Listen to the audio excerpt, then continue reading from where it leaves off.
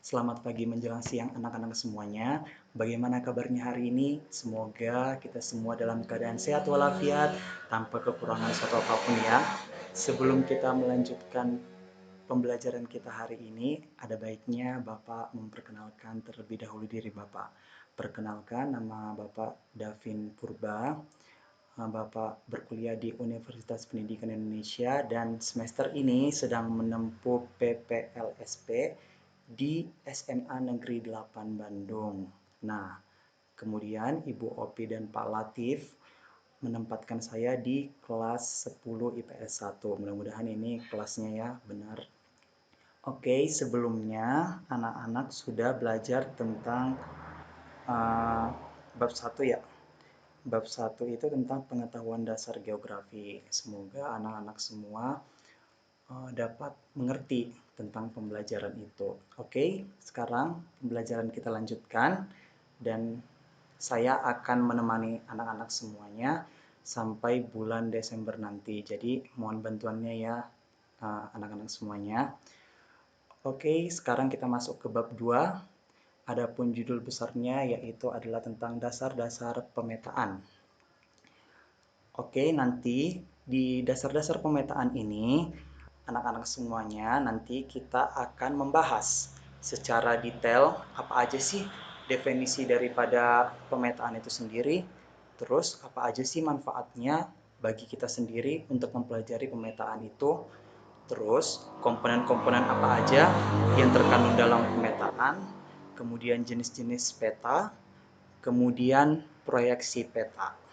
Oke. Selanjutnya, kita akan masuk ke definisi dan manfaat peta. Nah, di sini saya mempunyai ilustrasi. Di sini ada satu orang anak. Contohnya, namanya itu adalah Ani. Nah, Ani ini berada di sebuah wilayah yang bernama wilayah A contohnya, atau wilayah Bandung Barat lah contohnya. Oke, lanjut.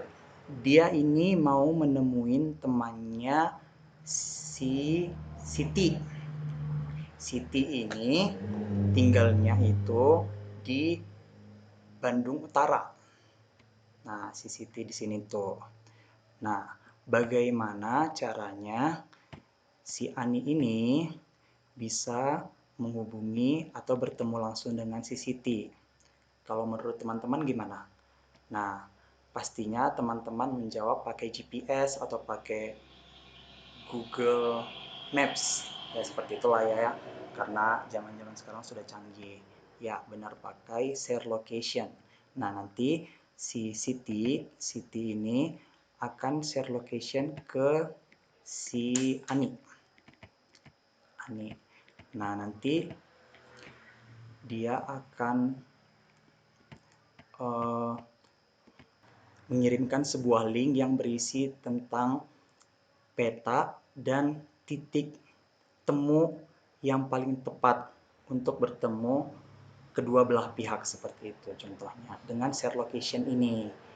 Nah, jadi share location ini mempermudah kedua belah pihak untuk bertemu seperti itu. Jadi tidak selalu Ani ini secara manual pergi untuk menuju Siti tanpa arah yang jelas kayak gitu. Jadi ini akan mempersulit kalau tidak dengan peta ataupun share location yang tadi ini seperti itu. Oke, mungkin anak-anak sudah tergambar lah ya bagaimana tujuan dari peta ini. Oke, kita akan lanjut. Dari ilustrasi tersebut, kita akan menemukan definisi dan manfaat dari peta itu sendiri. Nah, menurut Bapak, peta itu merupakan gambaran permukaan bumi yang dilakukan dengan suatu sistem proyeksi dengan skala tertentu sehingga dapat disajikan dalam bentuk bidang datar. Nah, di sini ada 3 kata kunci anak-anak, yaitu adalah proyeksi, skala, dan penyajiannya. Nah, di dalam peta itu ada 3 unsur-unsur tersebut. Jadi, anak-anak semua bisa memahami definisi peta itu secara gambar gitu. tidak dengan menghafal, tetapi memahami secara detail sehingga anak-anak lebih paham nantinya. Oke, kemudian kita akan menjelaskan satu-satu tentang ketiga kata kunci yang tadi ya. Oke, yang pertama adalah proyeksi peta. Nah, menurut Bapak dan menurut sumber-sumber yang ada, bahwa proyeksi peta itu adalah cara untuk memindahkan lengkungan permukaan bumi ke bidang datar. Oke, kita ambil ilustrasi yang tadi ya. Nah, ini tadi ilustrasi antara Ani dan Siti. Ini tadi Ani. Bentar ya. Oke, ini tadi Ani. A. Ini Siti. Nah, menurut proyeksi peta ini, tadi untuk memindahkan lengkungan permukaan bumi ke bidang datar. Nah, kalau Ani ke Siti pasti melewati gunung, melewati lembah, dan tidak selalu datar kan. Nah, dengan proyeksi peta ini bisa membantu mengolah data supaya informasinya itu lebih simple dan lebih bisa untuk dibaca seperti itu. Jadi dia menggunakan medan datar. Jadi antara Ani, contohnya jalannya seperti ini. Nah, seperti itu. Jadi lebih lebih mudah untuk dibaca. Itu maksudnya dari proyeksi peta ini. Nanti akan kita jelaskan lagi selanjutnya ya. Kemudian skala peta. Nah, maksudnya skala peta ini adalah proporsi pengecilan. Nah, kita bisa mengambil contoh tadi Ani dan Siti. Contohnya itu jarak tempuh dari tempat Ani ke tempat Siti itu adalah sekitar 10 km contohnya ya. Tidak mungkin kan teman-teman atau anak-anak semuanya membuat peta yang sama persis dengan jarak Ani dan Siti. Ya, nggak mungkin lah ya anak-anak semuanya atau teman-teman semuanya membuat peta sepanjang 10 km gitu. Ya, mustahil sih. Nah, makanya dibutuhkanlah skala peta ini, yaitu untuk memperbesar atau memperkecil ukuran-ukuran dari peta ini. Dan biasanya untuk memperkecil sih, bukan memperbesar. Memperkecil peta ini sehingga lebih mudah untuk dicerna oleh si pembaca. Oke, kemudian kata kunci yang ketiga itu adalah penyajiannya. Penyajiannya ini disajikan dengan simbolisasi peta. Nah, simbolisasi peta ini adalah pemilihan fenomena muka bumi yang dianggap penting atau perwakilan objek. Nah, contohnya Ani dan Siti harus melalui jalan ini, kemudian jalan ini, dan jalan ini. Nah, biasanya kalau di peta itu kan jalan itu disimbolkan dengan garis warna hitam contohnya. Nah, itu kan penting tuh informasinya bagi Ani untuk menemui Siti kan. Nah, makanya di peta itu sering ada simbol-simbol yang penting. Contohnya jalan, tempat-tempat vital seperti kantor polisi dan lain-lain. Nah, contohnya itu teman-teman nih, di sini ada lahan kosong, contohnya lahan kosong di sini itu. Teman-teman mungkin kurang mendapatkan informasi nih tentang lahan kosong ini, atau kurang mendukung untuk supaya Ani sampai ke Siti gitu. Jadi teman-teman juga bisa memfilter simbol-simbol peta apa aja yang menurut teman-teman penting dan tidak penting seperti itu. Jadi teman-teman sendiri yang mengaturkan. Biasanya di Google Maps itu kan bisa diatur-atur kan. Nah, begitu juga dengan peta. Jadi, tapi ada juga sih simbol-simbol yang benar-benar vital untuk dicantumkan di peta, seperti jalan, sungai, seperti itu. Oke, sampai sini semoga teman-teman mengerti dan paham ya. Oke, kita selanjutnya ke manfaat dari peta itu sendiri. Nah, manfaat peta itu ada beberapa. Yang pertama itu adalah alat untuk bekerja. Ya, biasanya contohnya kalau para teknik sipil untuk membangun jalan pasti harus ada pemetaan dulu. Ditemukan dulu kontur tanah yang pas untuk keidealan daripada bahan untuk membuat jalan itu. Ya nggak mungkin kan tiba-tiba jol aja di lereng terjal dia membangun jalan. Ya longsor yang langsung hancur gitu. Kemudian yang kedua itu adalah untuk menyimpan informasi atau dokumen. Kemudian yang ketiga adalah komunikasi informasi keuangan, ya seperti yang tadi yang Ani dan Siti. Mereka bisa ingin bertemu ya dengan Google Maps itu, seperti itu. Kemudian kita lanjut dengan komponen peta. Nah, komponen peta ini ada beberapa. Yang pertama itu adalah garis koordinat. Nah, garis koordinat ini teman-teman sudah tahu lah ya, atau nanti saya akan jelaskan lagi lebih detail. Garis koordinat ini terdiri atas dua, yaitu garis bujur atau yang disebut dengan longitude, yaitu adalah garis vertikal, dan garis lintang atau latitude, yaitu dengan garis horizontal. Nah, saya contohkan ya. Contohnya di sini, aduh maaf ya kalau gambarnya jelek soalnya nggak pakai mouse. Nah, contohnya ini adalah Pulau Bali. Nah, ini layoutnya. Nah, ini Pulau Bali. Nah, teman-teman pasti pernah lihat kan kalau di sini ada garis. Coba perhatikan atlas teman-teman. Atau teman-teman mungkin sering lihat lah ya. Nah, di sini ada garis. Nah, kalau garis vertikal itu dari atas ke bawah. Nah, ini namanya garis bujur. Dah. Untuk garis yang horizontal, yang ini, itu namanya garis lintang. Nah, gunanya ini untuk apa? Nah, gunanya ini supaya kita mengetahui berapa sih koordinat, kalau dalam contoh ini koordinat Pulau Bali berapa sih? Nah, gitu. Kalau Indonesia berapa sih letak geografisnya seperti itu. Jadi dari situ ketahuannya. Oke, itu untuk garis koordinat. Kemudian kita masuk ke insert. Insert itu apa sih? Insert itu bukan yang di TV-TV apa sih? Yang untuk membahas tentang selebriti, bukan ya. Itu insert.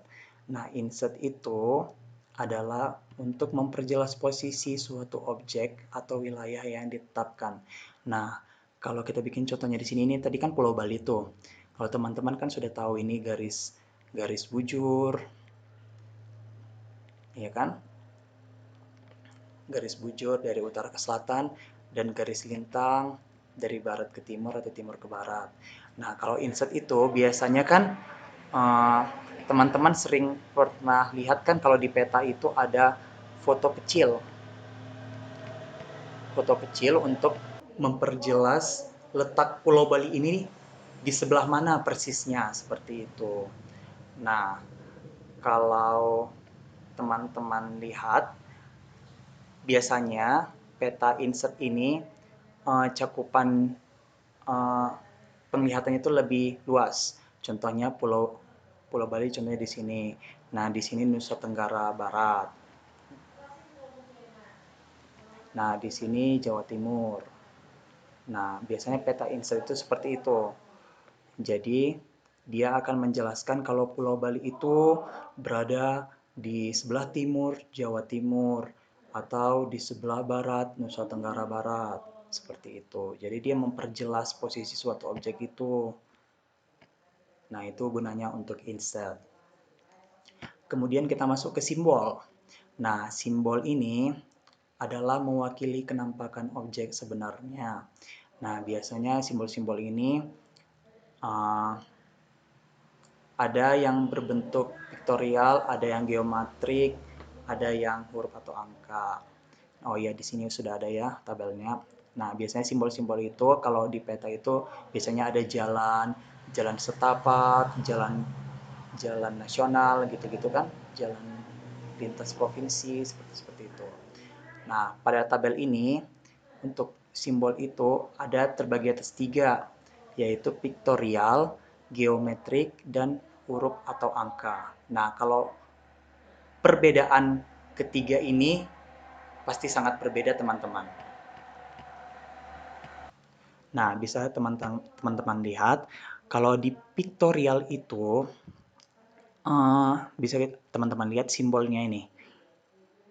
Nah, simbolnya ini. Kalau gedung sekolah ya simbolnya harus berbentuk rumah, contohnya seperti itu. Kalau pelabuhan simbolnya harus berbentuk jangkar atau eh, yang lainnya. Kalau mercusuar contohnya berbentuk seperti ini dengan sinar lampu di atasnya. Seperti itu. Itu kalau piktorial. Kemudian kalau geometrik itu lebih kepada simbol-simbolnya itu kepada bangun ruang. Nah, contohnya gedung sekolah bentuknya bulat atau lingkaran. Pelabuhan bentuknya segitiga. Kemudian mercusuar bentuknya persegi, persegi panjang. Misalnya seperti itu. Itu kalau geometrik bentuknya seperti bangun ruang. Nah, kalau huruf atau angka ya sama seperti judulnya, diganti ke biasanya huruf pertama daripada simbol-simbol itu. Contohnya gedung sekolah, S. S diambil dari kata sekolah, seperti itu. Kemudian pelabuhan, P diambil dari huruf pertama pelabuhan. Kemudian mercusuar, M besar, diambil dari kata mercusuar. Seperti itu kalau huruf atau angka. Kemudian ini titik, garis, dan bidang. Nah, kalau titik itu teman-teman biasanya itu simbolnya itu untuk tunggal.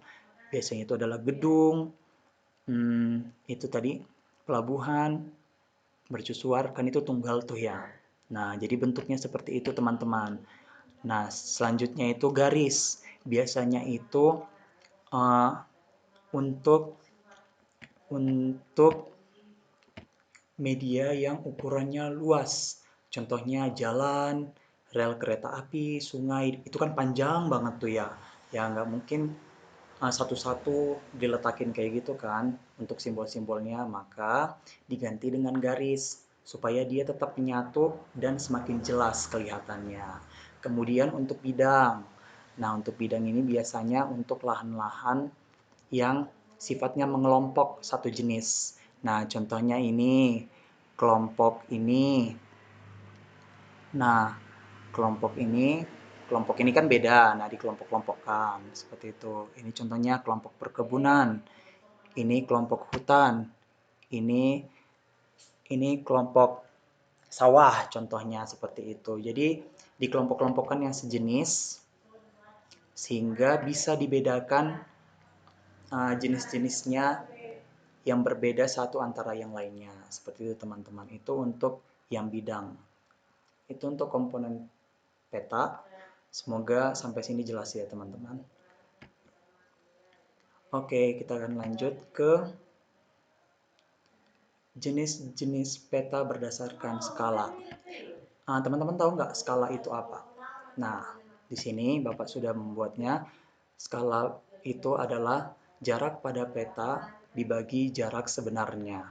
Nah, jenis-jenis peta berdasarkan skala ini ada 5, yaitu peta kadaster. Nah, peta kadaster ini biasanya dipakai oleh anak-anak teknik untuk mensurvei, membangun sesuatu seperti itu. Jadi dia lebih detail sehingga distorsi atau perbedaan ataupun kesalahan bisa diminimalisir seperti itu. Biasanya peta kadaster ini berada di 1:100 sampai 1:5000 seperti itu. Kemudian masuk ke peta skala besar. Skalanya itu 1:5000 sampai 1:250.000. Kemudian peta skala sedang 1:250.000 sampai 1:500.000. Kemudian peta skala kecil 1:500.000 sampai 1:1 juta. Nah, ada lagi tuh yang lebih besar, yaitu peta skala geografis, lebih dari 1:1 juta. Nah, teman-teman pada bingung nggak? Kenapa semakin besar angkanya, semakin kecil petanya? Oke, kita jabarkan ya. Kalau contohnya ini, 1:100 berarti 1 cm di peta sama dengan 100 cm di jarak sebenarnya. Seperti itu kan? Maka lebih detail dianya. Jadi bisa kelihatan jarak antar rumah ataupun bahkan orang juga bisa kelihatan di peta itu seperti itu. Jadi kelihatan lebih detail. Sedangkan kalau seperti peta skala geografis ini berarti pengertiannya 1 cm pada peta sama dengan 1.500.000 contohnya di jarak sebenarnya. Nah, makanya konsep petanya itu seperti ini. Lebih diumumkan seperti itu. Jadi bisa kita lihat seperti kalau dari Papua ke Australia seperti hanya satu jengkal atau bahkan lompat juga bisa. Nah, seperti itu karena peta skala geografis ini kan cakupannya ini kan lebih luas tuh. Makanya dia lebih disederhanakan dan lebih dipadatkan dan lebih diumumkan seperti itu. Jadi dia bisa memuat semuanya, memuat informasi semuanya dalam satu lembar peta. Seperti itu. Itu untuk peta skala geografis dan jenis-jenis peta lainnya berdasarkan skala. Oke, selanjutnya kita akan membahas tentang jenis peta berdasarkan isi. Nah, jenis peta berdasarkan isi ini ada dua.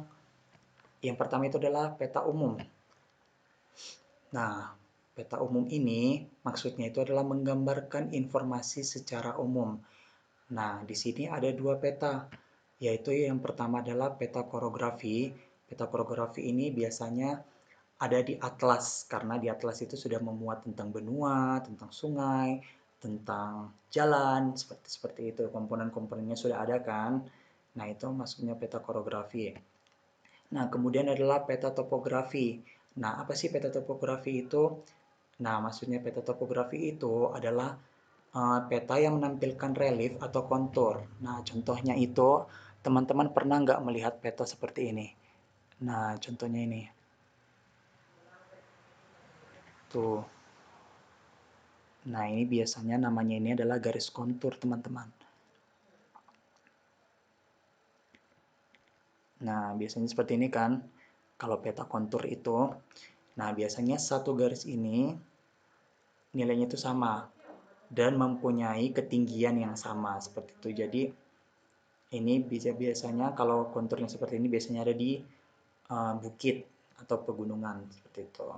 Ini namanya peta kontur atau peta topografi. Ini juga biasanya dipakai oleh anak-anak teknik atau semuanya juga bisa sih memakainya dan juga ada di badan-badan terkait mereka menyediakan peta kayak gini. Ini adalah peta kontur atau peta topografi yang sangat detail seperti itu. Jadi nanti pada peta topografi ini bisa kita ukur bagaimana rawan terjadinya longsor di daerah itu seperti itu. Oke, untuk yang kedua itu adalah peta tematik. Nah, peta tematik ini merupakan kenampakan fenomena tertentu. Jadi peta tematik ini dibuat untuk mengkaji sesuatu hal. Seperti itu. Contohnya itu adalah peta kepadatan penduduk. Jadi dengan memetakan kepadatan penduduk, si surveyor tentang kependudukan bisa menemukan solusi untuk pencacahan penduduk seperti itu. Jika terjadi kepadatan penduduk yang sangat khawatirkan seperti itu. Oke, kita lanjut ke yang terakhir. Topik yang terakhir adalah proyeksi peta. Nah, apa sih proyeksi peta itu? Nah, proyeksi peta itu merupakan penyajian representasi wilayah dari globe bumi berbidang lengkung ke bidang datar. Oke, dari kata-katanya mungkin sudah tergambar lah ya di benak teman-teman semuanya. Oke, kalau belum, kita akan menampilkan satu globe atau bentuk gambar globe ya. Nah, ini dia bentuk gambar globe. Nah, nantinya maksudnya proyeksi peta itu kan globe ini kan berbentuk lingkaran tuh ya. Nah, pastinya susah kan? Nah, ini kan contohnya ini nih. Ini kan nggak kelihatan tuh ya secara full. Ya kan? Nah, sehingga dilakukanlah proyeksi peta seperti itu. Dan nantinya dia akan berbentuk bidang datar seperti ini. Nah, jadinya dia kelihatan sisanya itu. Seperti itu maksudnya proyeksi peta. Nah, proyeksi peta ini juga ada 3 jenisnya berdasarkan garis karakternya, yaitu adalah proyeksi normal, proyeksi transversal. Kita akan menjelaskan satu persatu. Oke, mohon maaf. Ini satu proyeksi normal, yang kedua itu adalah proyeksi miring. Proyeksi miring ya, teman-teman. Oke. Ini bisa nanti kita ganti. Jadi yang pertama itu adalah proyeksi normal, yang kedua itu adalah proyeksi miring, dan yang ketiga itu adalah proyeksi transversal. Nah, kita akan membahas satu persatu. Yang pertama itu adalah proyeksi normal. Proyeksi normal itu dikatakan sumbu simetrisnya berimpit dengan sumbu bumi. Lah, bagaimana sih berimpit itu? Nah, kita contohkan pakai yang ini, pakai globe yang ini ya. Kita pindahin ke sini. Nah, maksudnya proyeksi normal itu berimpit. Nah, berarti berimpit di sini. Nah, seperti itu. Nah, biasanya untuk proyeksi normal ini, kalau dikatakan seperti ini, berarti dia hanya bisa memetakan yang ada di kutub saja, yaitu di kutub utara dan di kutub selatan. Nah, itu gunanya proyeksi normal. Jadi, semua proyeksi ini berbeda-beda jenisnya dan berbeda juga kegunaannya. Oke, kalau proyeksi normal itu untuk daerah kutub, nah kemudian adalah proyeksi miring. Ini tadi kita salahin ya. Ini maksudnya miring. Nah, proyeksi miring itu, ini dia miring. Proyeksi miring itu adalah sumbu membentuk sudut miring. Nah, membentuk sudut miring gimana sih? Nah, di sini. Tuh. Dan di sini. Tuh. Nah, biasanya dia seperti ini. Bisa dibentuk. Diteruskan seperti berbentuk kerucut. Nah, ini biasanya digunakan untuk memetakan lintang-lintang tinggi.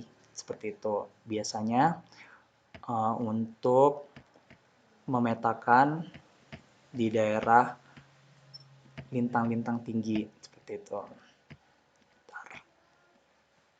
Nah, biasanya yang dipetakan itu kalau menggunakan proyeksi miring itu di daerah sini. Tuh, di sini. Di sini. Dan di sini. Nah, itu kalau proyeksi miring.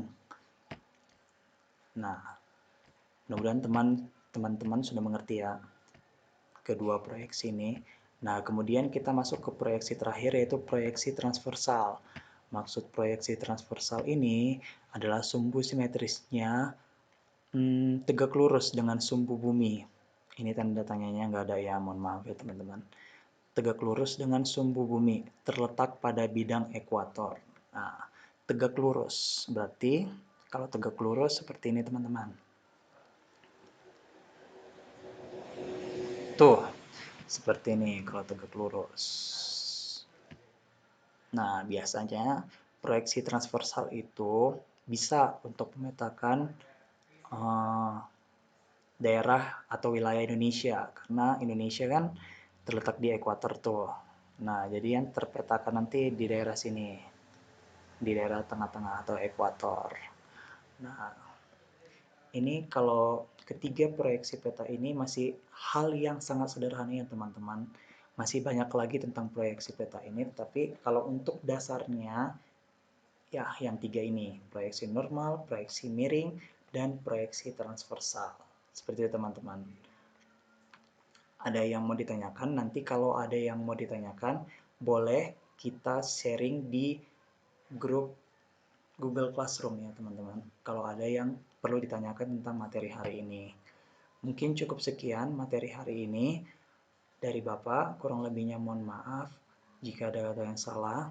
Untuk tugasnya nanti akan Bapak share dan akan konsul dulu ke Ibu Opi gimana nanti baiknya. Kemudian untuk pertemuan selanjutnya kita akan memperdalam tentang dasar-dasar pemetaan sebelum kita masuk ke penginderaan jauh dan sistem informasi geografis. Mungkin cukup sekian pembelajaran hari ini. Semoga apa yang kita dapatkan hari ini dapat berguna dan menambah wawasan teman-teman semuanya. Selamat mengikuti pelajaran selanjutnya. Mohon maaf jika ada kata yang salah dan segala kekurangannya. Terima kasih. Selamat pagi menjelang siang teman-teman semuanya. Terima kasih.